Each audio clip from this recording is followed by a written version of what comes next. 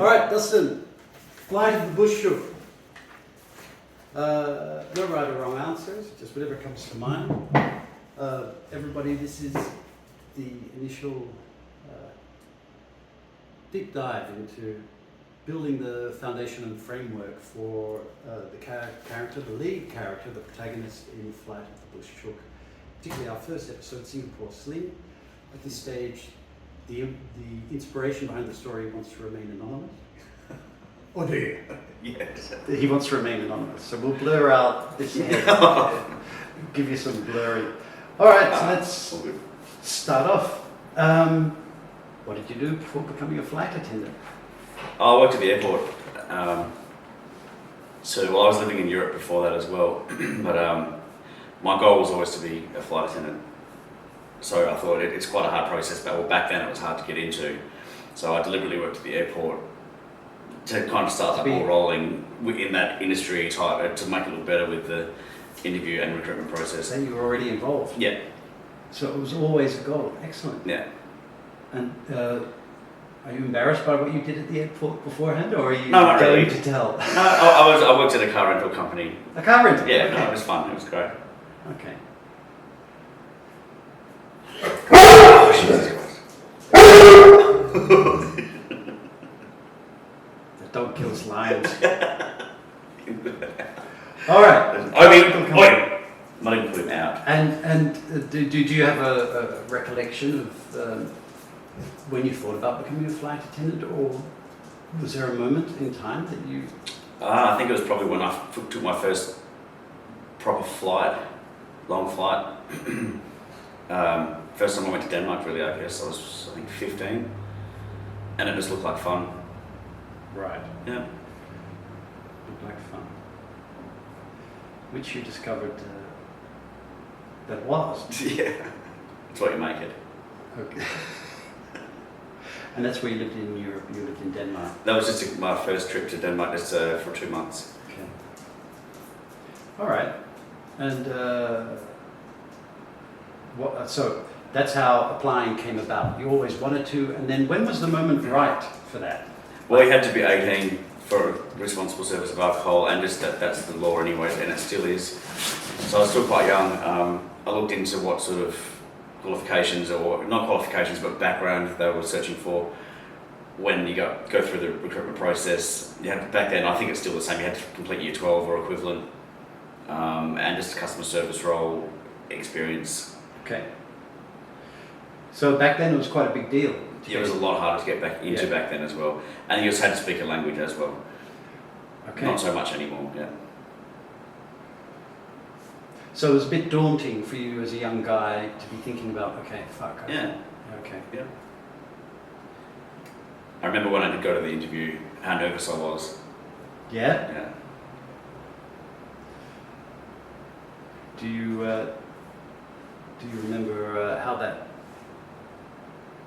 came about, or as in how that expressed itself? Did you have sweaty palms, or? I think I came across okay when I was there. I was fine. It was more the lead up to it, even like a few weeks before the interview, because they give you heaps of notice, just like caring for your skin and stuff like that. Because I was still young. I was only young, still having pimples and stuff. So I was terrified to get a pimple, which I didn't get, but I was still young enough to get pimples back then. So I was terrified. Weeks before. Yeah. Preparation. I remember ironing my shirt, and I was just because it's all about grooming and whatnot. Ironing my shirt probably took me probably an hour to just get that right. Yeah. Ironing the shirt as well. Yeah. I mean, you have no idea how these are gold because already, and then I started worrying about pimples because. But then I realised that worrying stress brings on pimples. We're only on the second question. I find it funny. I don't know about you. All right. How did applying come about? So that's that, and then it was hard. Which airline? Which airline? I managed to get into Qantas, which was my end goal anyway. Yeah. That was my long-term goal. I was happy to go for a smaller airlines in the meantime to get the experience, because that's what it was quite hard. It really was quite hard to get into Qantas back then, especially long haul international, which was what it was for. Okay. But I just managed to get. Luckily I got straight through. Sparkling. But I was happy to go to somewhere else and get the experience for Qantas to take me seriously in the future. Yeah, because I had a lot of friends and family that I knew that had done the process years before, and they said it's almost impossible to get through first time when you're 19 or that's the age I was, I think. But I pulled it off. Okay, I'm sure you did. Am I turning into you? But earlier, before we started filming, you talked about your experience at the Virgin interview, Virgin Airlines. Or Yeah. what is it called? Virgin Blue? Back then it was Virgin Blue when they first took the market share off Ansett demise. Yeah. I got an interview with them, which everyone did. I think they were taking anyone and everyone. And I remember, actually, it was here at the Rendezvous, at the rooms. Weirdly enough, I forgot about that. What a coincidence. Yeah, I didn't think about that. It was a group session at first, which it always is, and they just weed out the weak ones or whatever. But which I don't think they weeded out anyone. But I remember walking in, you had to get into groups. They put you into groups like where you were sitting anyway. You're already in your groups at your tables and whatnot. And then you had to put on a performance. You had 5 minutes to, as a group, come up with this ridiculous performance with costumes and all this stuff. And I actually ended up walking out before it started. I didn't even say goodbye to anyone. I just left because that's not me. No. Do you remember the costume they made you wear? Yeah, I had to wear these ridiculously oversized sunglasses. Like bright yellow sunglasses. That's all I had. It wasn't like a full costume. It was like props, pretty much. Oh, okay. Yeah. And just had to do this stupid song and dance type thing. It was, I can't remember. It was a long time ago, but I thought if this is how they want us to act in an interview, and I've since after that realised, flying Virgin Blue, that the cabin crew were painting kids' faces and doing stupid things on the PA and like acting, and no, that's not me. No, you wanted something with a little bit more class. Yeah, exactly. As hard as it is to believe. Yes, correct. No, but yeah, you wanted to be first class international hall. Well, not even. I was quite happy down the back actually, yeah. but not playing charades with kids in row 26. No. No thanks. And you walked out of there. Did you? I can't remember. You just said that. You walked out of that. Yeah. Didn't say goodbye. Didn't sign out or sign off, or just walked out. Yeah. Did you call them all a mob of cunts? In my head, I probably did. Okay. Yeah. But I felt like I was the cunt there because they were too. I felt like I was above them. I was above them because they acted like a pack of kids. Like, That's going to form a great scene. Yeah. Walk up, looking down, Stepping over like building blocks and stuff as your children. Yeah. Yeah. No, that's very weird, isn't it? Okay. The recruitment process. So after you did you get a letter or a telephone call? Do you remember 20 years ago they would have got a letter? I imagine. Well, no, it was email based. I think back then you had to apply and fill out a form online on the Qantas website. And there's a few pretty basic criteria like first aid certificate and responsible service of alcohol. You still have to meet a weight and height requirement as well, which they don't mention because of PC these days, but it still does stand. So I filled that out and I jumped through all the hoops and got everything right there. And it was months and months and months. And you register and you get a notification when they look at your application, and it's called return it, like they put it back, or they pull it and they process it. Yeah. So I remember that happening, and then I got invited to an open day. Like I went to Virgin's. It was the same sort of thing in the city with Qantas, but totally different. Same sort of setup, tables. You're expected to dress like it is an interview. It is. And there was no games. It was still a fun environment and it was really relaxed and chilled. But it's certainly what I expected and that's why. So I think we did group activities on the table, like I think it actually was building blocks, but it wasn't to perform for the rest of the room. It was so the recruiters could walk around and see who's bossy, who's selfish, who sits back and does nothing. We wanted to try and involve yourself somewhat. But not overpower people, and so that's what they were doing, and they were walking around with clipboards and ticking or crossing. You could see it what they were doing. It's still about teamwork, trying to see how you work in a team. And I think on that same day it was the group interview. But then you go on an intermission, and it's quite humiliating, but it is what it is.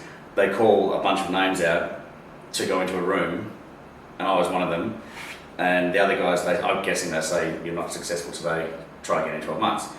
You know, but yeah, we all the guys that were successful for that part of it got ushered into a room for, I think it was a panel interview that day.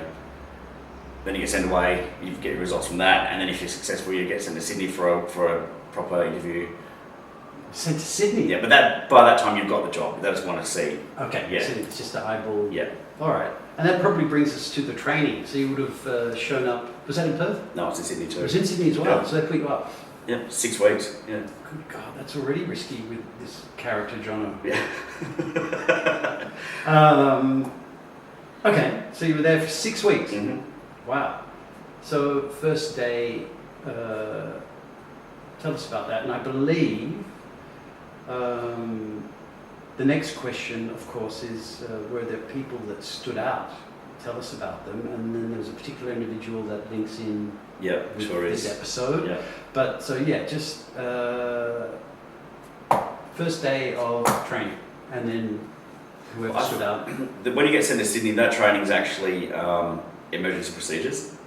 It's nothing to do with performance in the cabin or whatnot. So it's I think it's 5 weeks of emergency procedures over the different aircraft type, which is back then Qantas had a lot of different types of jumbos and whatnot. So back then it was more intense than I think it is now because they've only got a handful of different aircraft they operate. Makes sense. So that was mostly just emergency procedures. So that was quite grueling and really intense. And it's more to it than people realise. It really is intense. So that was kind of boring. But then if and when you pass that, because not everyone passes that either, because it actually really is quite intense. Then you come back to Perth in your groups of your training school, and then you do 1 or 2 weeks, I can't remember, I think 1 or 2, 10 days or so, of service training and learning how to be a flight attendant. So that part of it's actually quite small compared to the whole scheme of the training.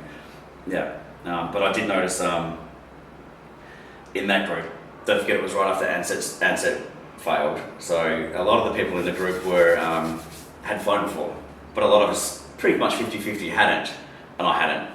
But there's certainly a rivalry and like a very noticeable difference between those who had and those who hadn't. But those who had, most of them had flown for Ansett, and all they talked about was how great Ansett was and how much they missed it. But I was, quite realistic about the whole thing.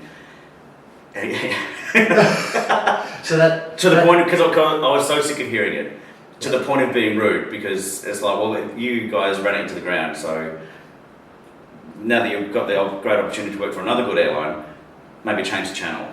Yeah. Yeah. Yeah. You weren't, listen, cool your jets. Yeah. Literally. Yeah. You weren't that great. Yeah. In Ansett, we did it this way, this Yeah. kind of stuff. In Ansett, we used to do that. And it Well, didn't work. Ansett's fucking Yeah. bankrupt because of you guys. Yeah. So. And a lot of different, not just that, but that has a part of it. Yeah. Okay. Mm-hmm. Okay. And is it now? Yeah, let's approach that now. The one particular individual that you said links into the idea of Singapore Sling. Before we go there, I'm just going to check that they're still rolling. Yep. All right, still rolling. Yes. Yeah. Sorry. No, go on. There definitely was one person that stood out. Straight away didn't like me. Well, that's how I felt anyway. We still are friends, but it's so typical. Keep your friends close and your enemies Yeah, I closer. wouldn't say ever enemies, but it was just I felt judgment towards me because I'm a bogan from Rockingham. Okay. He felt like I felt that he thought that I didn't belong there. And I remember when we were doing first class training, he was like, I didn't have any tattoos back then at all. I was 20 years ago.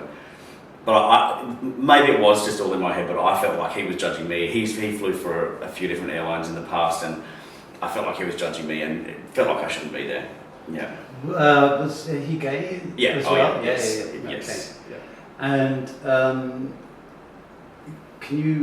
it felt like he was judging you. Were there particular things that stand out in this? Well, like I said, it may have just been in my head, because he wasn't rude to me, like he wasn't outwardly rude to me. I felt like he was just kind of, judging me. Not really, no. He never said anything or was rude to my face, at least, anyway. Yeah. Well, I'm very good at that as well. Yeah. Judging, but then you not showing. Yeah. But I do think I feel like I was right. Yeah. Yeah. Okay. And But did you dislike him for that? Oh, no, I would say I was aware of it Okay. and careful about how I acted. He changed the way I acted, and it might have been for the better. His presence may have made me more of what they were looking for. Maybe if he wasn't there, I might have been a bogan, like, you know. No. Interesting. Yeah, maybe he was a key factor that I was successful. Maybe he was. So literally, although interesting, role model, but in a negative sense, but still somebody that Yeah. maybe who did you want to change his opinion of you? No, because I didn't care. I mean, that's always been my personality. I don't care what people think, you know that. No, not really. Not really, no. Okay, well, how does he link into your adventures in Singapore? So yeah, my first flight I ever did. Do you want me to go into that now? Yeah, well, actually, that is a question. Can you give more detail on the party time and what happened there? So that's last sort of, one of the last So we'll questions. put that on the shelf for a second. Put that on the shelf. Yeah.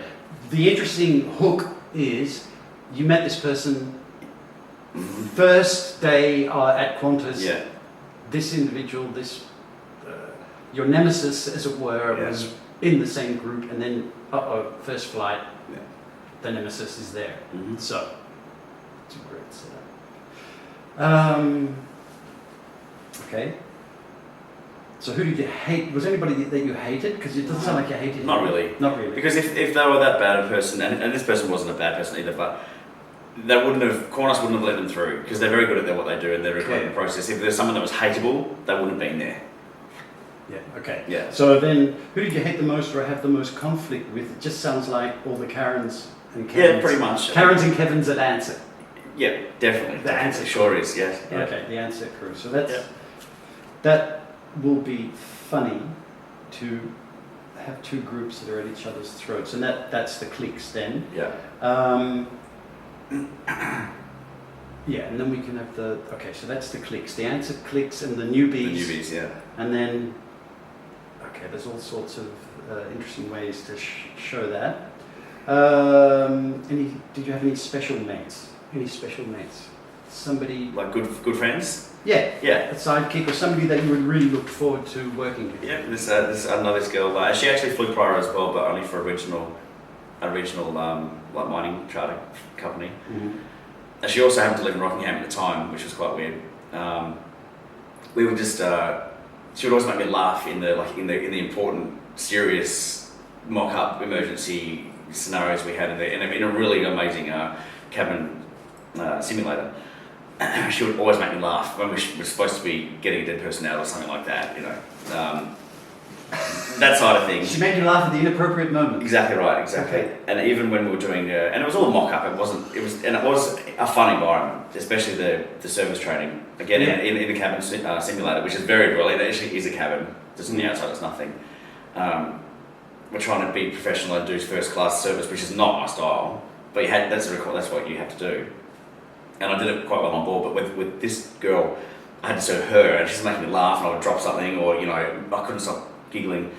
Yeah, and we actually lived quite close to each other as well. And we actually ended up we flew together quite a lot. And I have this funny story we did a Darwin trip once, and that was very funny.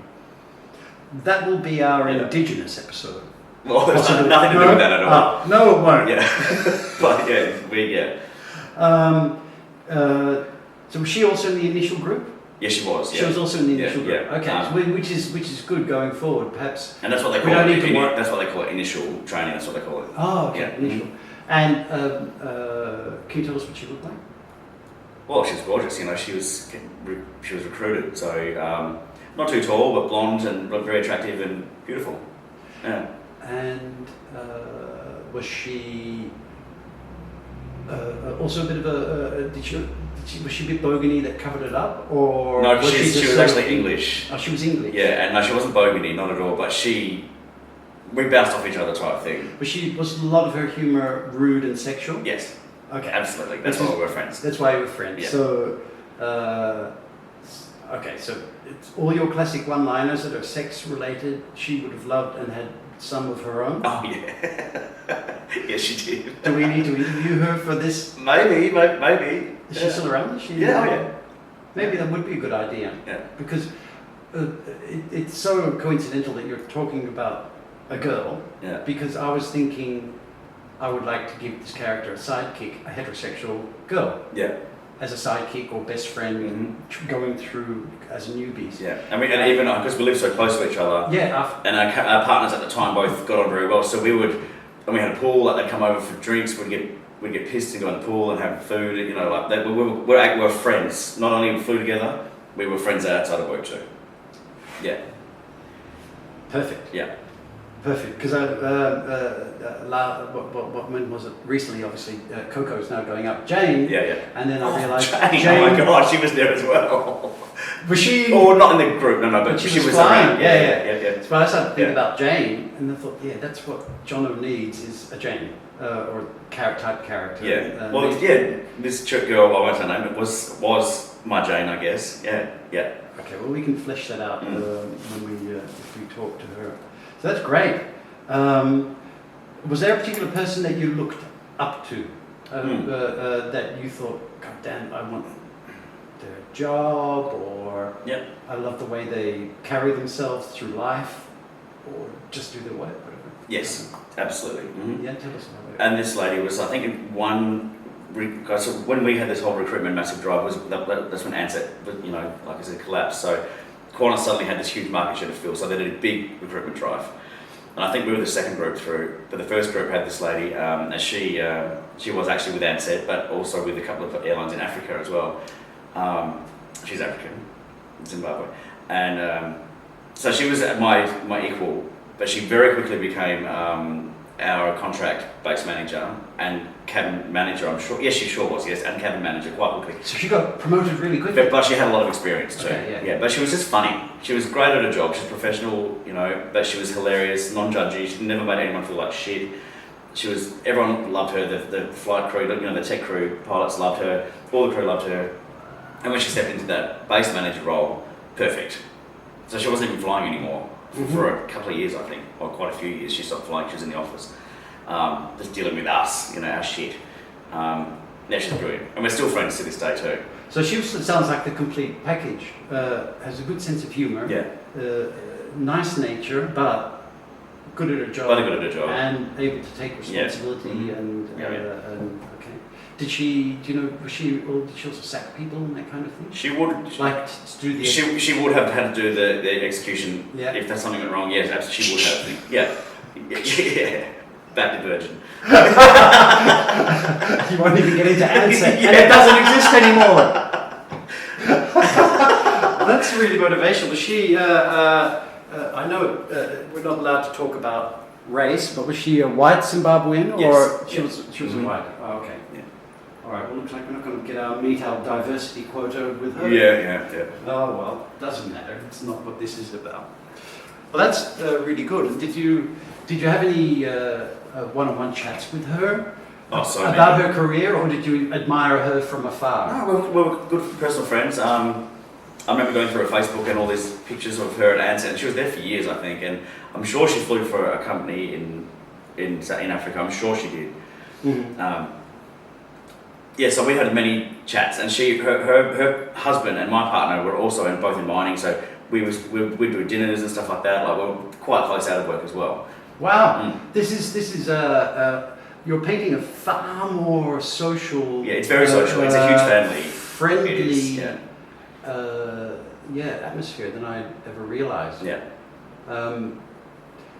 Just off the top of, I'm thinking for the episodes, or for the opening episode, this one, not that Jono doesn't have a partner, because otherwise. Yeah, that's You know. Well, I kind of acted like he didn't anyway. So. That reflects a little bit badly on you, I guess, in a way, but maybe just, or not. I don't know. Maybe that's even more scandalous. I digress. We'll worry about that later on. Job, okay. Yeah. And okay. And who were the worst passengers? Oh.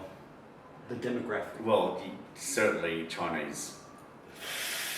There, I said it. It's true. Demanding, unhygienic. They don't worry about oral hygiene. No, They yeah, don't brush their teeth. the breath. Unhygienic. And this is the one. They were like when we do like Beijing's or Hong Kong's. We used to, Beijing's or Hong Kong. we used to have a menu, little menu you'd slip underneath the tray table or put it on the seat. Like it's called presetting the cabin. You put your pillows, blankets. Yes. Well, actually, the caterers would preset the pillows and blankets, but we would preset like a amenities kit. That's cabin crew job, and headsets. Just throw them out, boom, boom, boom, on the seats.